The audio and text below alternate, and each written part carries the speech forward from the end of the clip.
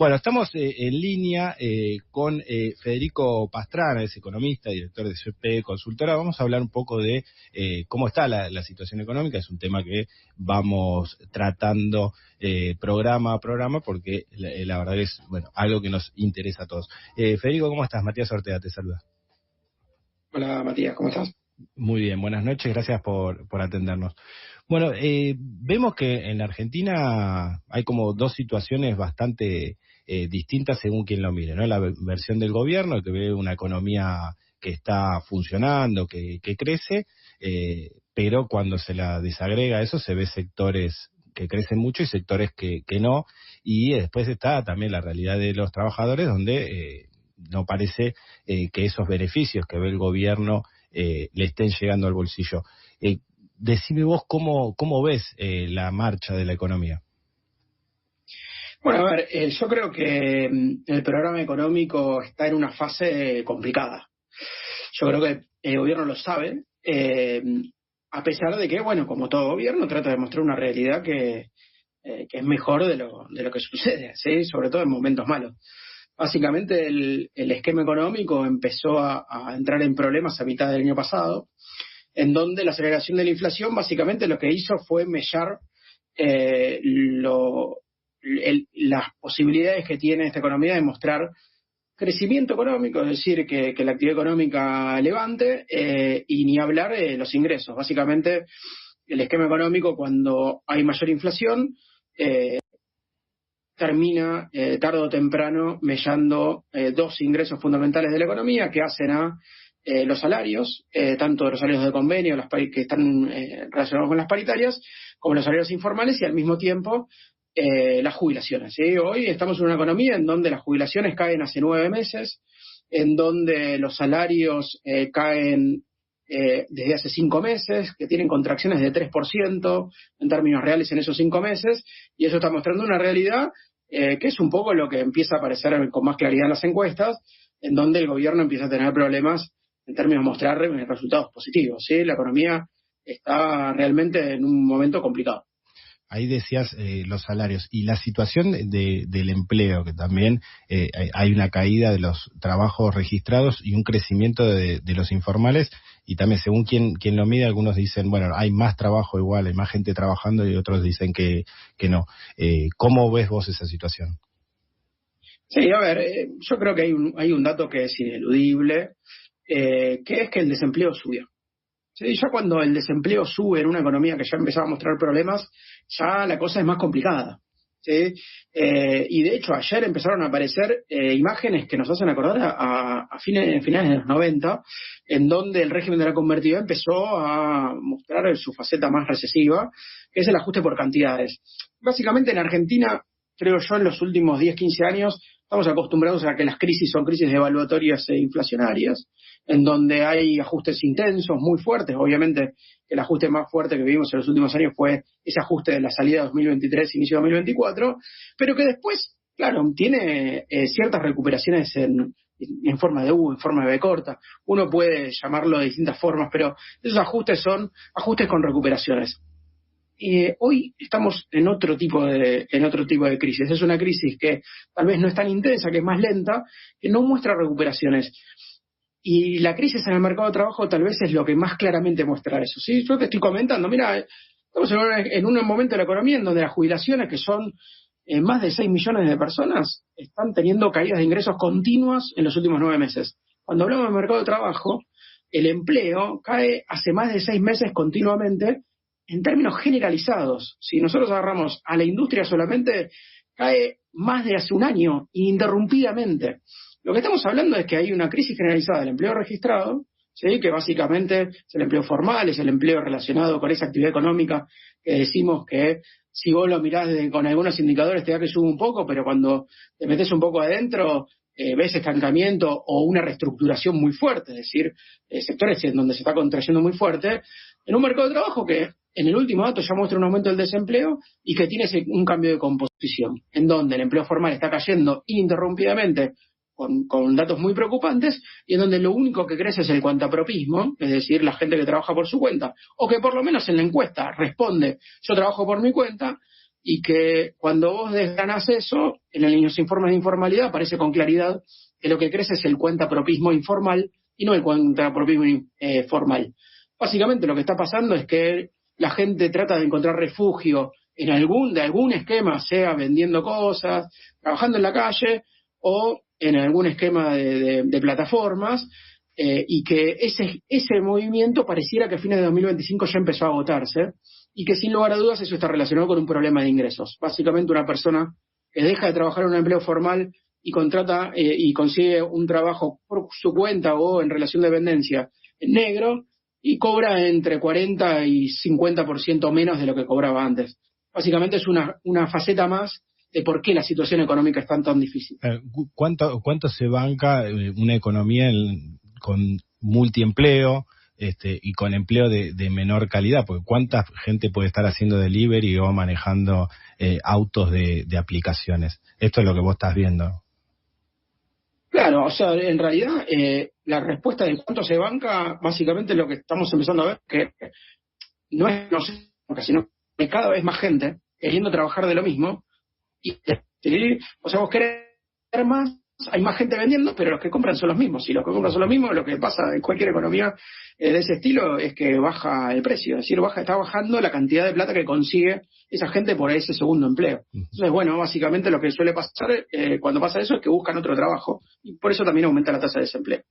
Es decir, estamos en una economía estancada, con crisis de ingresos y con empeoramiento de la calidad del trabajo. ¿Vos no ves, como dice el gobierno, que los sectores que están sí creciendo, como energía, minería, el agro, que en general no suelen ser demandantes de mano intensiva, ¿no? De mano de trabajador intensiva, de grandes puestos de trabajo, no ves que esto pueda llegar a derramar en una reactivación del resto de la economía? No, y yo creo que el gobierno tampoco. Básicamente, cuando le preguntan al gobierno sobre la reactivación económica, dicen, mira todos los anuncios de inversión que tengo, ¿no? Entonces, eso ya pasó en otra época. Yo creo que el gobierno sabe que tiene un problema con la actividad económica, cree que es transitorio, sí, cree que lo va a poder sobrellevar y confía un poco en estos mecanismos de reestructuración y básicamente tiene una apuesta muy fuerte a bajar la inflación en los próximos meses y cree que esos mecanismos van a funcionar como le funcionó en 2024. Nosotros desde la consultora, que tenemos un seguimiento muy fuerte de las paritarias, nos damos cuenta de que la verdad que si la inflación no baja sostenidamente debajo del 2%, la reactivación por ahí pasa un mes, 2 meses, pero después se agota y básicamente estamos previendo un escenario de estancamiento para todo este año, aún en un escenario en donde el gobierno logra bajar la inflación. Ahí volvemos a la inflación, pero te quería preguntar si tienen medido entonces cuánto es lo que perdieron los salarios desde que asumió el gobierno actual. Sí, por supuesto. Depende cómo midas los salarios, ¿sí? Vos tenés distintas mediciones y depende de los grupos que elijas. Si vos agarrás el empleo público bajó 18%. ¿Sí? Estamos en niveles muy, muy bajos, son los sectores más ajustados de la economía, ¿sí? Los asalariados públicos. Dentro de otro sector muy ajustado fueron los programas sociales. Quienes cobran programas sociales tienen ajustes en torno al 25%. ¿Sí? Y eso es muy heterogéneo, porque por ahí una familia que tiene tal vez a sus pibes menores de 18 años o aún menores, cobran la asignación universal y dejaron de cobrar otros programas sociales. Y hay familias que tienen un hijo discapacitado en donde las caídas son mucho más intensas, ¿sí? Entonces, vos lo que tenés en los sectores vulnerables es una variabilidad, una diferencia, una heterogeneidad muy, muy grande. Ahora, dentro de esos salarios también tenés heterogeneidades. Ahora, cuando vos ves las heterogeneidades, te aparece con claridad que hay muchos más perdedores que ganadores. ¿Sí? Vos agarrás a esos 3,5 millones de trabajadores públicos que están registrados y decís, bueno, estos tipos están perdiendo 18%, nunca recuperaron, tuvieron caídas de 25% y recuperaron hasta 18%. O sea, hay una malaria muy fuerte en términos de lo que cobra el sector público.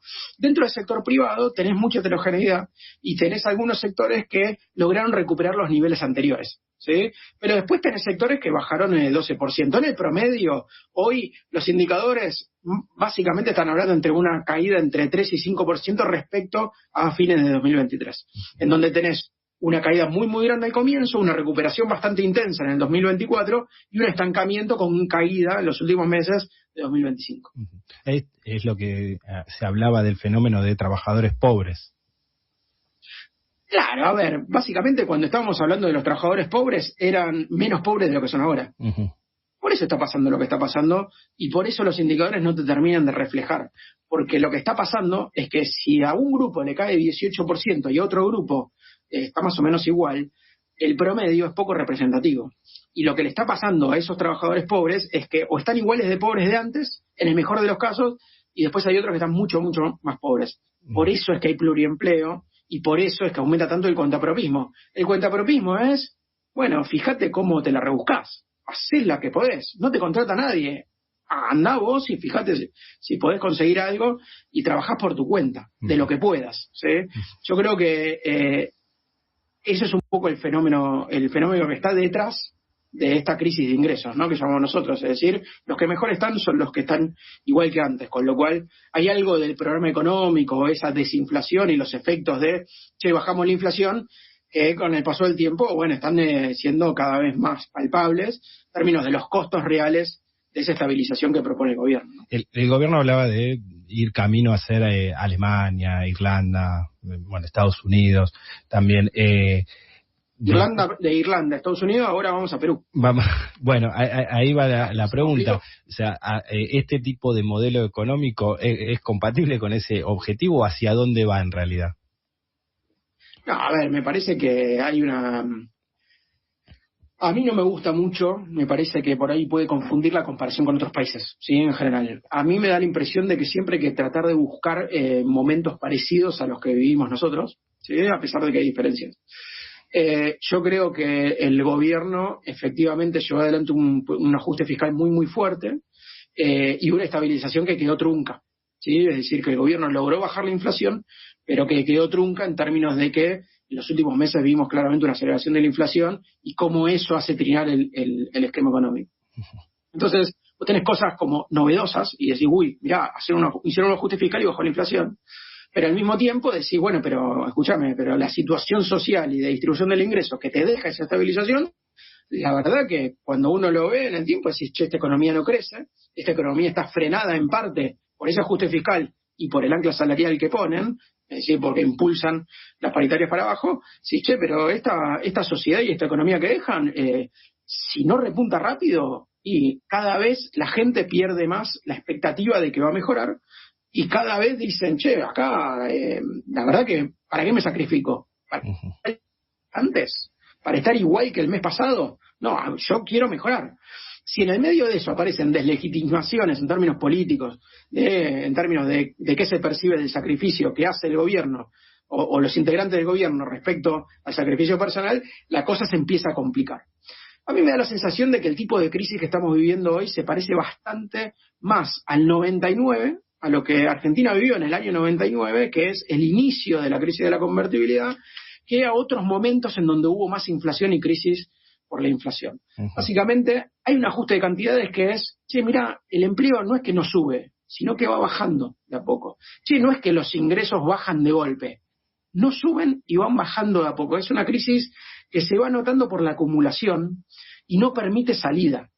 Entonces, la idea de la no salida, quienes vivimos y estudiamos la convertibilidad, aparece con mucha claridad a lo largo del tiempo. Es un ajuste más lento que los que vivimos antes, pero es un ajuste que no te permite salir. Y la discusión termina siendo, bueno, pero es esto, no queda otra, no hay otra salida. Y la discusión termina siendo de que si hay salida o no salida, más que la discusión sobre las alternativas que tenés frente a lo que está sucediendo, que básicamente está vinculado al programa económico. Entonces, yo no sé si es Perú, Alemania seguro que no, Francia seguro que tampoco. Sí, es una economía que se empezó a latinoamericanizar, pero que hoy tiene, en el medio del programa económico, después de haber bajado la inflación, un quilombo vinculado a lo que dejó, pero sobre todo a lo que va pasando día a día, en la falta de perspectiva y la falta de opciones para salir de este despelote. O sea, básicamente lo que decimos es el ajuste en sí no puede ser una política económica, después tiene que haber un post-ajuste. Eso siempre, siempre los ajustes tienen límites en términos de lo que proponen y en términos de lo que terminan poniendo sobre la mesa. La verdad que la discusión de las políticas de estabilización, es decir, las políticas económicas o macro que te permiten salir de momentos de alta inflación, tienen por detrás algo que es la tolerancia al ajuste o lo que dejan, ¿sí? Y la verdad que no hay ejemplos en la historia en donde todo el tiempo un ajuste se perpetuó durante más de 2-3 años. Ni siquiera en dictaduras militares, te lo digo, ¿eh? Ujú. O sea, no es democracia, en las dictaduras tampoco. Vos fijate que tanto la dictadura de Pinochet como la dictadura, o sea, Chile, como la dictadura de Argentina, tuvieron vaivenes, ¿sí? Tuvieron ajustes muy grandes, pero después dijeron, no, después del ajuste, no, salimos. Y empezaron a salir con distintos esquemas, con un montón de discusión, pero no esta idea de que vos podés pedirle a la sociedad que ajuste todo el tiempo, porque lo bueno está por venir, está demostrado que tiene muchos límites, ¿no? Y me parece que ahí es donde está un poco navegando el gobierno y encontrándose con esos despelotes. Respecto a la dinámica inflacionaria, que decimos, sí, bueno, hoy salió el REM, la encuesta que hace el Banco Central con distintas consultoras que habla de un 2,6, efectivamente se ralentizó la inflación, pero era algo que se esperaba, ¿no? Para abril, porque marzo siempre es un mes inflacionario y estuvo la guerra y demás. ¿Ustedes qué están viendo? Sí, bueno, nosotros participamos del REN, ¿no? Somos una de esas consultoras que manda cosas que obviamente no parece no parece lo que dice cada consultora. Somos una de esas consultoras y efectivamente nosotros también vemos en un registro de una desaceleración de la inflación. Ese 3,4 es una inflación muy alta, ¿sí? Muy alta. Pensemos que la inflación fue subiendo durante 10 meses y fue subiendo paulatinamente y muestra el 3,4, y la verdad que lo que te está mostrando el 3,4 y también la desaceleración es lo siguiente. Vos tuviste un shock internacional muy grande.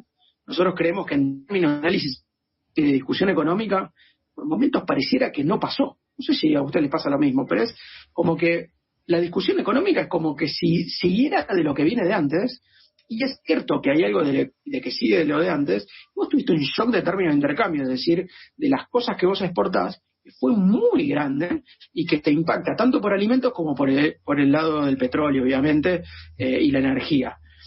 Y ese shock te da muchísimos dólares. El gobierno, ¿cómo lo aprovechó? Apreciando el tipo de cambio, es decir, juntó reservas, pero al mismo tiempo apreció el tipo de cambio para absorber ese aumento internacional, pero el aumento internacional pasa. ¿Cómo? Y con un aumento del precio de las naftas, que tiene efectos en el resto de la economía, y al mismo tiempo con un aumento del precio de los alimentos, que es lo que estuvimos viendo en la previa a abril. ¿Sí? Un aumento muy fuerte, acuérdense el aumento de la carne y el aumento del resto de los alimentos, que decís, che, ¿y todo esto qué es? Bueno, es efecto de los aumentos del tipo de cambio anterior y el efecto de la guerra que se estaba reciclando. Ahora la discusión es, bueno, el registro de inflación debería darte bastante más bajo, pero la discusión termina siendo, che, pero vos necesitas desinflar más. O sea, vos con el 2,4 seguís recesionando. Es una economía que sigue o estancada en el mejor de los casos. Nosotros creemos que recesiona, es decir, que después de un mes por ahí de alivio, 2 meses de alivio, vuelve a la dinámica de recesión. Entonces, lo que está pasando el problema económico es que necesita exigir aún más sus mecanismos, y esa exigencia de mecanismos probablemente sea el vínculo que tiene con la recesión. Es decir, el problema económico, ¿cómo hace para bajar la inflación? Bueno, el problema económico necesita bajar el tipo de cambio, pero las dos herramientas fuertes que usa es el ajuste fiscal y el ajuste de ingresos, ¿sí? El ajuste de los salarios. Uh-huh. Entonces, ambas herramientas son claramente recesivas. Por eso decimos que el programa de gobierno está como atrapado en esa imposibilidad de mostrar una fuerte desinflación y volver a mostrar esa primavera de ingresos. Es decir, el programa económico ya dio todo lo que tenía y la economía le estaba pidiendo que se vincule de otra forma y que establezca otros mecanismos para generar una expansión. Básicamente, estamos encerrados que pone el ajuste fiscal y esta necesidad de desinflación que tiene permanentemente. Federico, para cerrar con lo que es el nombre de nuestro programa, te pido una reflexión final que puede ser sobre este tema de inflación, la economía o lo que quieras, porque la verdad es que es una pregunta abierta y es ¿y ahora qué? Bueno, y ahora hay que ver qué pasa. Básicamente hay algo que es una gran pregunta que no la puede responder nadie, que es que el escenario internacional puede seguir complicado en términos de la continuidad de la guerra, o por lo menos de esos precios muy altos, y eso puede llevar a que el gobierno no pueda continuar ese sendero desinflacionario y ese alivio decimos que puede llegar a generar, por lo menos en términos de actividad de ingresos, y eso, vinculado a los programas políticos que está mostrando, la verdad que puede poner al gobierno en una situación más complicada de lo que estamos viendo, y esa complicación, la verdad que nos cuesta encontrar cuáles son los resortes que tiene de salida, sobre todo teniendo en cuenta el 2025. Y además, también de que, bueno, todavía falta mucho. Así que yo creo que es un escenario de muchas incertidumbres, y que la verdad que el gobierno la tiene difícil. Federico, te agradecemos muchísimo por esta comunicación. Bueno, gracias por llamar, un abrazo. Un abrazo. Ahí hablamos con Federico Pastrana, economista, director de CP Consultora. Vamos a la tanda y volvemos.